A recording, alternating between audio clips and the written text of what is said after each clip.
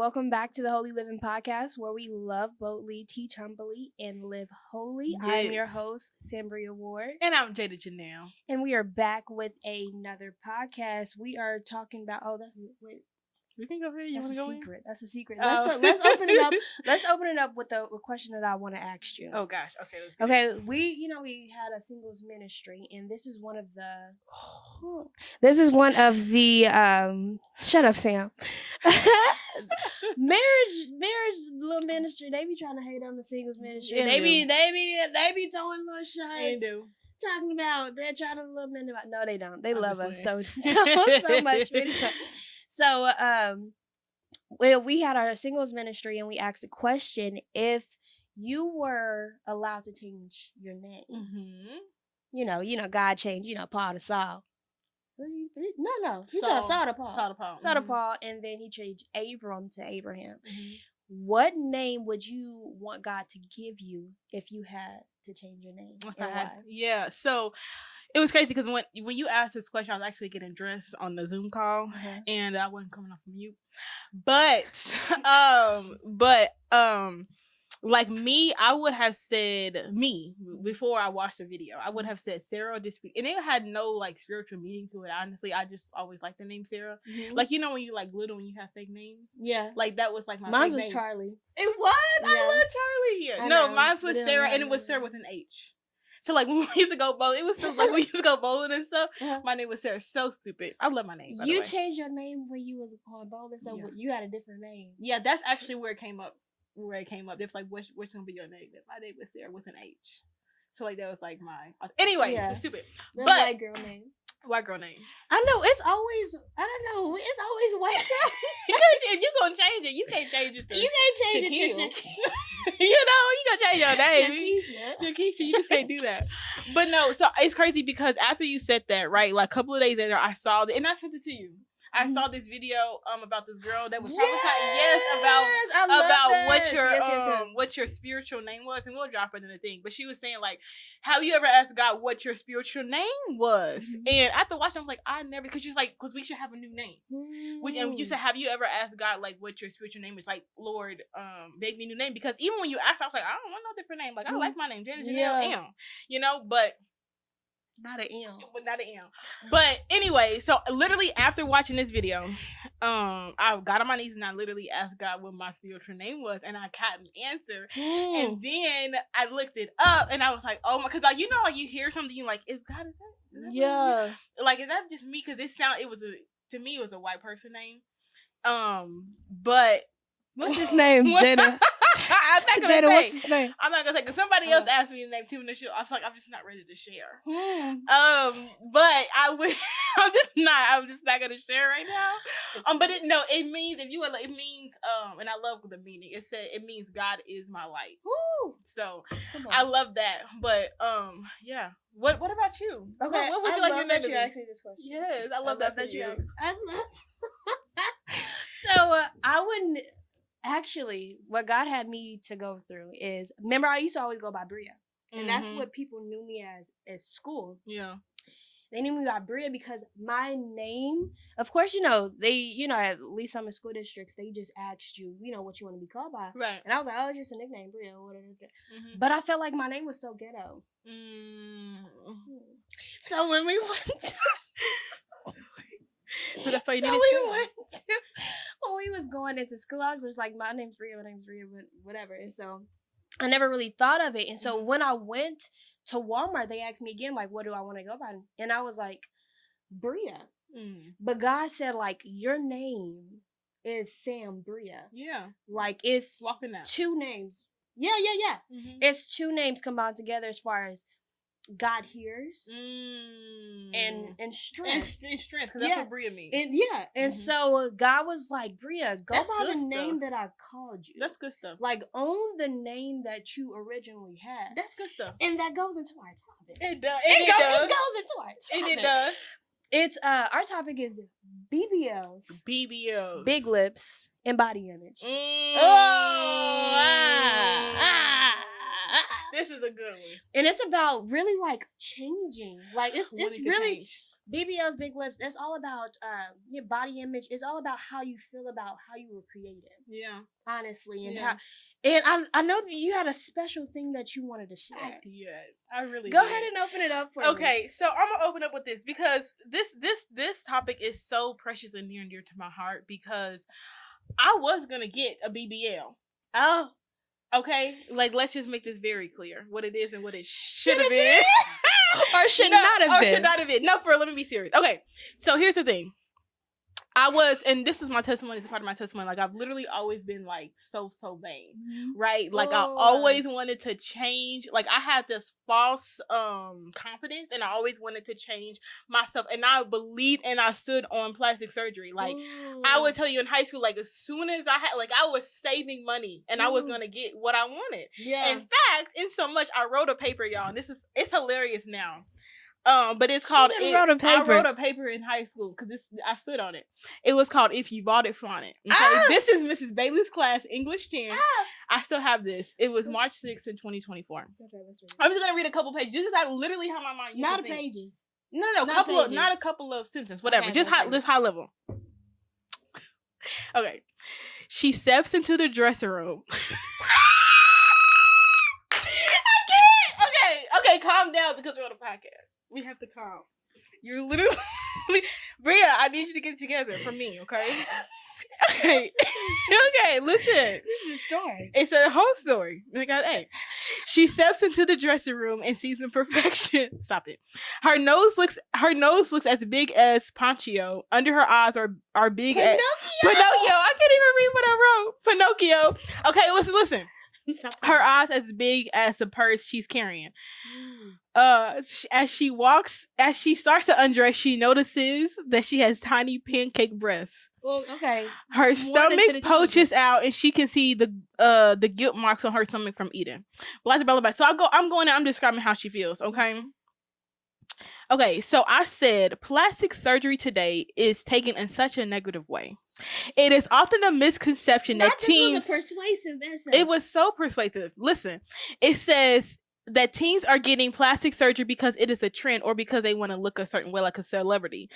Although teens are somewhat naive about the medical risks of plastic surgery, it can help with physical deformities and can boost one's self-esteem. So I'm going on talking about what doctors say, blah, blah, blah. I'm talking about all this stuff, but here I want to say this. I say, because I'm advocating that it should be okay for teens to get plastic surgery and that it shouldn't be looked down upon. Okay? I'm literally advocating. Crazy. I said, hold on. Dang it, I should have had this highlighted. It's okay. Okay, I said, having plastic surgery can boost one's self-esteem. I said, if adults do it every day, why shouldn't teenagers not use cosmetic surgery to enhance their body image in order to boost one's self-esteem? I said, why wait? Hear this. If you don't like your body now, you surely aren't going to like it in 20 years from now.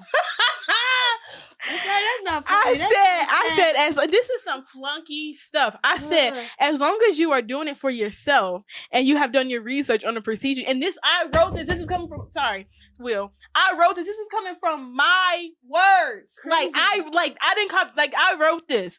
I said, as long as you are doing it for yourself and have not and done your research on the procedure that you want, then you should be allowed to receive the surgery you want. Teens who have nothing wrong with them but just still feel ugly should be allowed to get plastic surgery. I said, hold on. This is a kicker right here. Then I'm done. Hold on. Oh my goodness. So much to unpack. It's so much to unpack. I said, shoot. Goodness.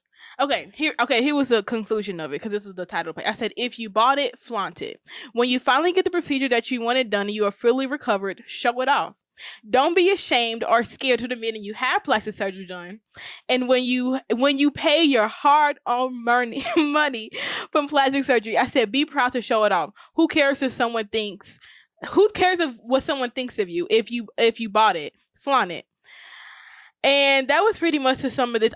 Here's the kicker. It says, people are going to judge you until the day you die. So love yourself or nobody will, and embrace the skin you live in. What? This just just showed you how screwed before we even get into why this mindset is wrong, because that's what we're gonna talk about. Right. Like, it just shows you, like, in height, like, literally, this is how I was thought, and I really believe, and I stood on it. Like, yes, you should get plastic surgery if you have the ability to change yourself and buy it. Do it. That instead is of like so loving crazy. God. So, Bria, talk to the 15-year-old Jada and the 15-year-olds that are watching this and that really feel the same way. They really don't like look in the mirror. They don't like how they look. They want to change something about themselves, and they feel like they're gonna buy it, or even not even necessarily. It don't have to be plastic surgery. Say they just even working out, like something that's good, but they just constantly focus on their body and looking a certain way. Like, speak to that. That's true. That's so good. First of all, we can't just bypass this essay that you wrote, because it definitely was persuasive. It went to a 15-year-old. That would have been like, you know what? Because they're so naive. Because it's so hard. And they're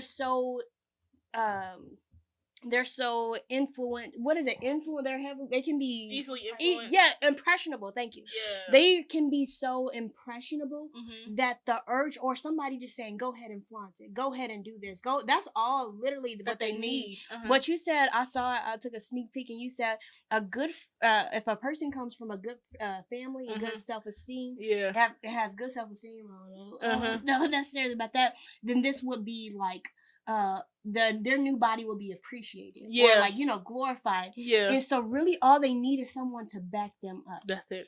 And so even with this, like, that is so crazy, because a lot of people right now would definitely be like, oh yes, go ahead, that paper was like the motivation that I needed to do what I wanted to do in the first place. But they neglect the fact that it's not necessarily your body that's the issue. It's your mindset.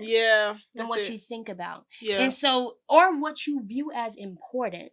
Because then you get the BBLs, you get the big lips. That whole trend started with a teenager. Kylie Jenner, and her not feeling enough. Her not feeling that she was beautiful enough. Her feeling that there was something that needed to be changed in her that God didn't do. And even with transgender, I'm going all over the place, but even with that, like, God, He doesn't make any mistakes. I feel like if you want your self-esteem to be uplifted and to be increased, and for you to be like, you should go to God and allow Him to show you what He thinks of you, rather than what the world can think of you. Because this is more about how other people perceive you, rather you perceiving yourself in a situation. So tell me what was going on in that 15-year-old Jada mind, as far as like, what was her influences? Well, I had a couple for sure. So I've always never been super smart, never was athletic, but I was super into dressing and being cute and beautiful. Fashion. So I wanted everything that encompassed it. Like, it was all about my looks, right? I was gonna have a sugar daddy. Like, I just wanted to be esteemed in the best way possible. And so anything that I like I literally I said, God, you couldn't bless me with everything. Like, you blessed me. I felt like I was pretty. I had good hair, someone would say, but I don't have this big, curvy body. Like, why did you give me this too? If you gave me that, I would have been a 10. Like, they really, you thought I was Jada Janelle. I'm about to really show them. That's why he didn't get it. And so I felt like that was just a one thing. Literally, because I would have been, Lord Jesus, okay? But I just wanted that, and honestly, it came from and it's crazy because in the thing I said, who cares if anyone judge you, you do it, but honestly, you're doing it because of that. And honestly, I was doing it because I got made fun of for having a flat booty, right? I got made fun of for not being very curvy and voluptuous, and in some areas, but I was still, popular, whatever, in the sense of, I could dress and all these things and just my personality, but just my body itself. Even my sisters and stuff would make jokes and things like that, and I think like that. And so I think it's definitely more as far as culture that esteems what culture esteems whichever one, because even with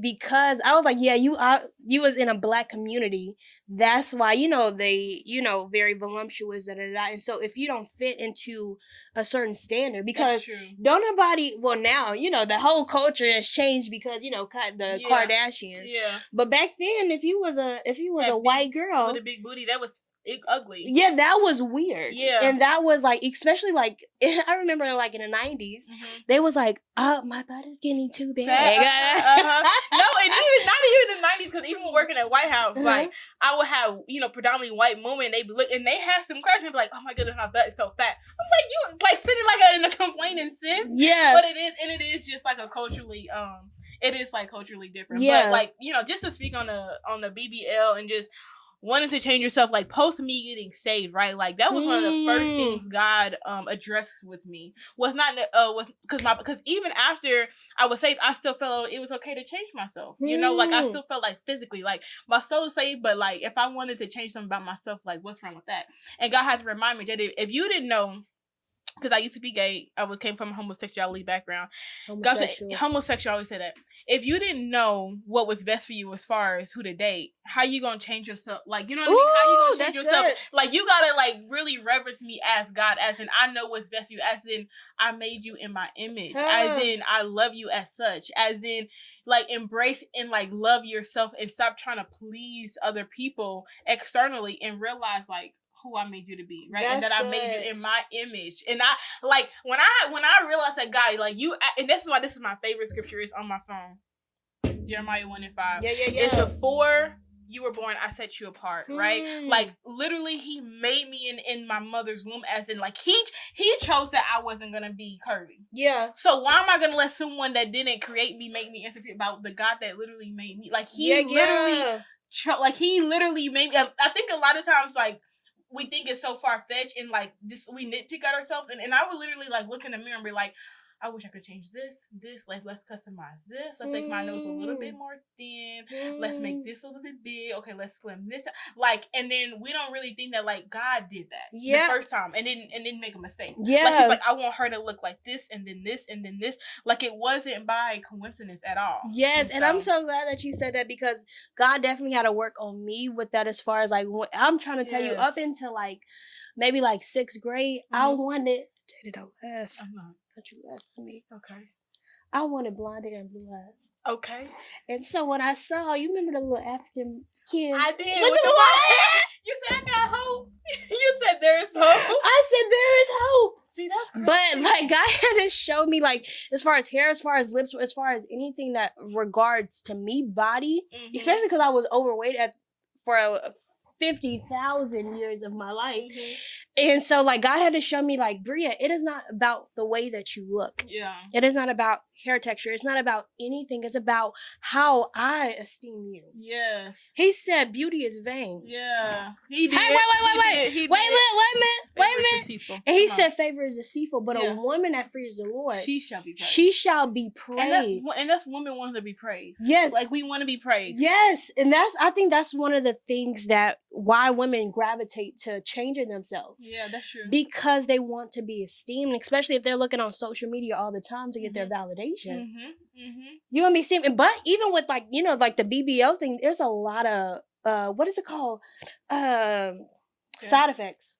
There is that could come with changing and all, even with plastic surgery. Like people fixing their noses, people fixing their lips. Like it's a lot of bad things that happen. But when you in that lifestyle, you saw the see even in this like paper because it was a persuasive paper. I had to write the other side in like their point and then come back and like combat it. And I had like doctors and medical things, and you could always have an answer for something, right? Yeah. Even when you in that thing, like I think I mentioned like Kanye's mom. Yeah. Like how she like had passed, but then another story, and things like that. Because when you in that lifestyle, you can be so deceived. And there's always a reason why it's okay to do what I want to do. Yeah, such as sin, such as whatever we want to do. There's always a reason why. But I think really like having God is the number one thing to like be grounded. Bria, I want you to speak on because like you are literally like the most confident person I know. Like, and I mean like true confident. I mean this girl is like literally like confident, like walk in the room like what's up, and not even in an arrogant way. What? Like not even in an arrogant way. She's like super humble, but like super like true confident. I want you to speak on like where did you get this confidence from? Like how does one gain confidence from coming from brokenness, coming from feeling like oh I'm overweight or oh I don't look good enough? Like where do you get that confidence? That is true. I thank you so much for saying that because like I don't know. I don't know. I am so grateful that you said that. Like that's so absolutely.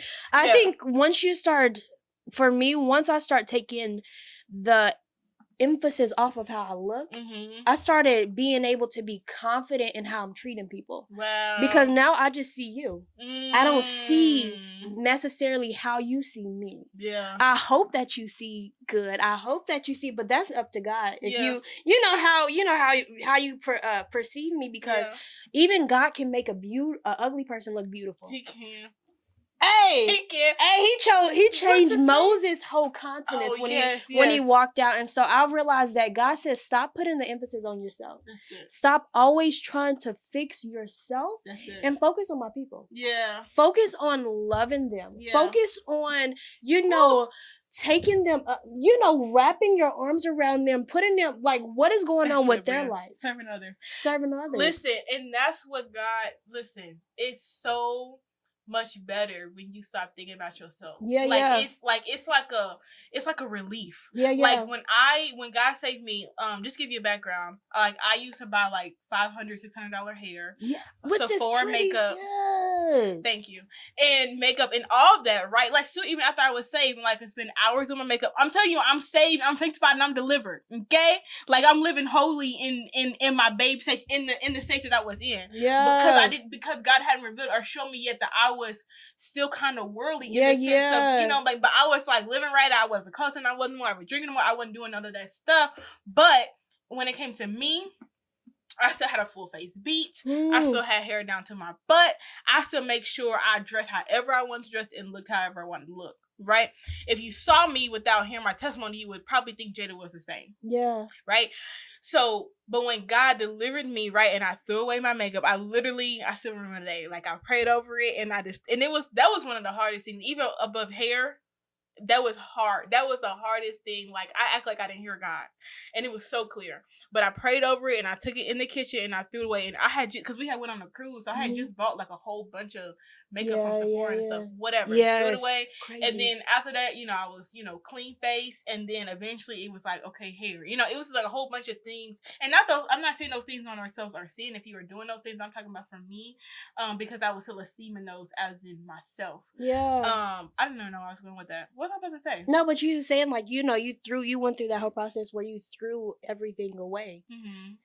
But I'm literally trying to figure out. But I'm glad that you brought it up because I'm like I had a point that I was going. I literally cannot remember. It's so crazy. Know. You can move forward. But I'm glad. I'm glad that you brought it up, even that whole testimony, because it wasn't necessarily makeup itself. No, it wasn't necessarily the weave that itself. Yeah. It was how you felt about putting it on and how that made you. And even any woman that uses makeup or hair or whatever to esteem themselves or to cover how God actually made them should revisit that whole topic of that situation. But it's surprising because that testimony is so impactful on other people that my mom, which is why I even push this what is it called topic, is that she sent me the Black China. Oh, yeah, the Black China. She removing her stuff, and she was like, "Bria, that remind me of Jada, of how she threw everything away because God wanted her heart to be different." And talking about Black China, as far as her removing a lot of the.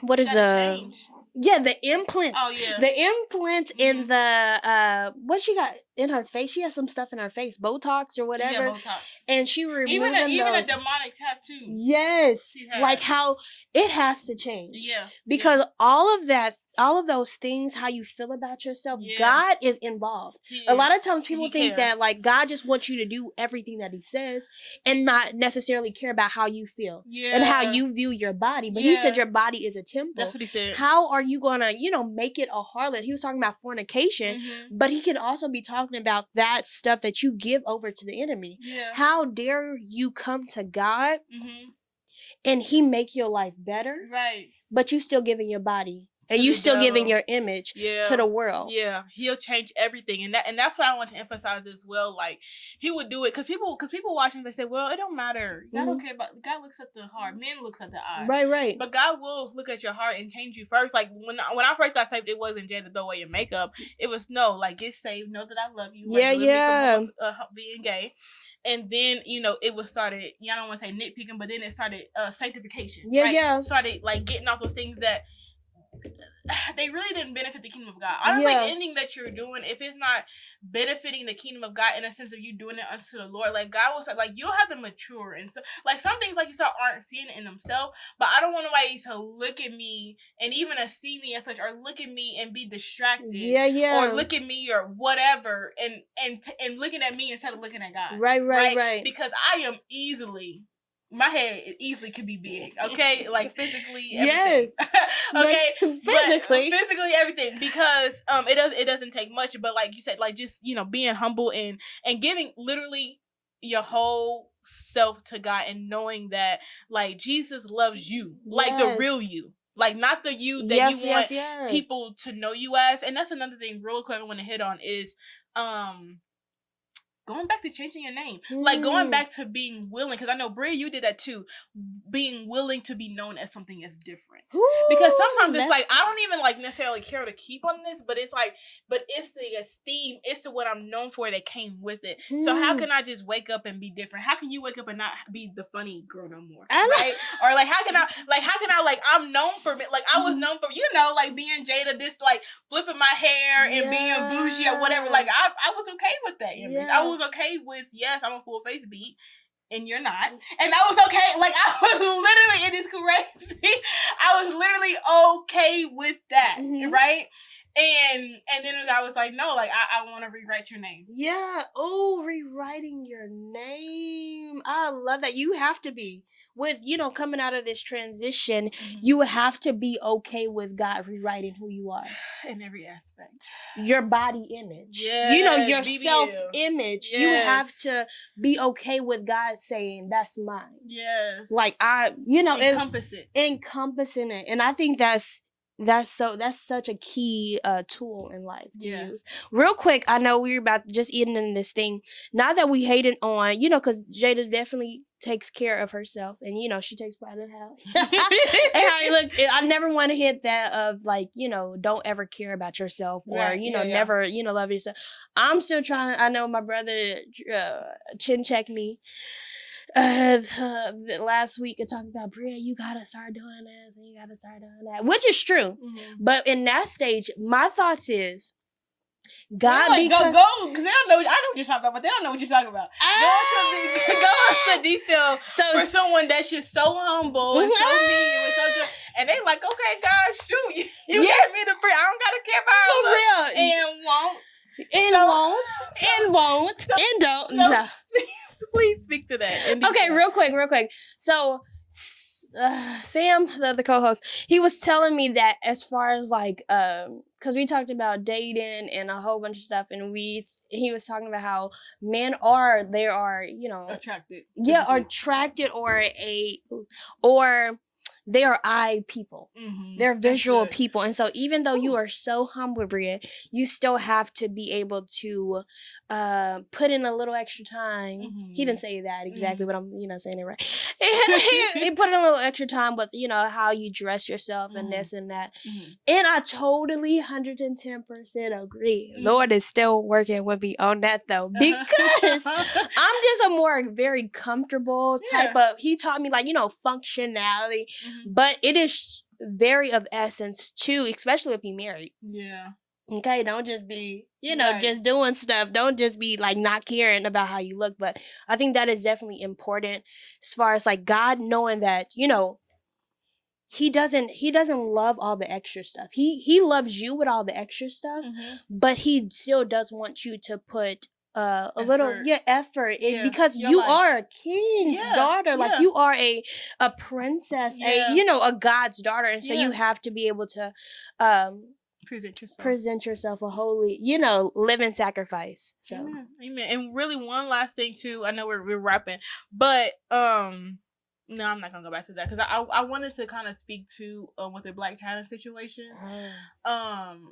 Because you're talking about like how God like wanted every single thing about how it's not only like we know she got baptized, and then it was removing a tattoo, was removing the lip fillers, and removing this, and you have people saying like, oh well, it's just for show, like she's just doing this, both sides. So a lot of people are like praising her for it, and they're really really happy for it. Other people are like, oh well, yeah, she just doing this thing for show. But what I wanted to say to that is like, let God be the judge. Yeah. Continue to pray for, even if you see someone that, because after God delivered me and I got saved, I started seeing people different, but I had to, like, God, is this a righteous anger? Like how you were saying? Because I would see women, I would see them in myself. Yeah, like, I would see them, I'd be like, dang, she is actually really insecure. Or, dang, she actually is, you know, like, she just needs that confidence. She just, you know, lacks in herself. Yeah. But, just allowing God, when God does that work, that change in your heart, like, give that same grace, right, to others. Like, give that same grace for the people that have had the BBLs or want a BBL or whatever. Yeah. And just let Jesus, you know, lead you and guide you and pray for it and love them through it. Like, love them through the process. Like, I didn't have one person, you know, going through this that was like, you know, like, was like beat me over the head, but it was God that did it. Because somebody would, I wouldn't listen to him anyway. I would just say that was a hater. You just tell me not to wear makeup because you can't, you know, like, it's always a reason. But just loving people through their that's good. Yeah. That's good, and that's it. That's good, and that's it. What it is and what it should have been. All right, love y'all. Love y'all. Thank you for tuning in.